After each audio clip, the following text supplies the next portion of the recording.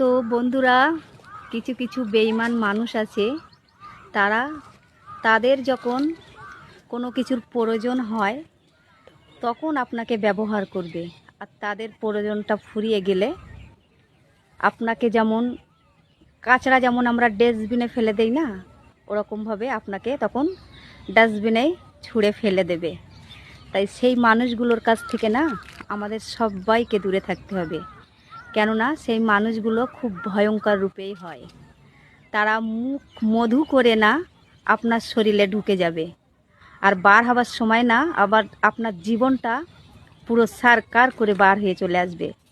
তাই সেই সব বেঈমান মানুষদের কাছ থেকে না আপনাকে আমাকে সবাইকে দূরে থাকতে হবে। আর সেই মানুষগুলোকে তো আমরা চিনেই নিয়েছি, তাহলে সেই মানুষগুলো দ্বিতীয়বার যদি আবার আপনার আমার জীবনে আসার চেষ্টা করে, কখনোই তাকে ফিরিয়ে নিয়ে আসবেন না। কেননা তারা হচ্ছে এক একটা কাল নাগিন, তারা আবার দ্বিতীয়বার এসে আপনার ক্ষতি করার চেষ্টা করবে। তাই আপনারা কেউ বেঈমানদের বিশ্বাস করবে না, তারা সব সময় তাদের কাজটা হচ্ছে বিশ্বাসঘাতকতা। তাই তাদেরকে কখনো বিশ্বাস করা যাবে না।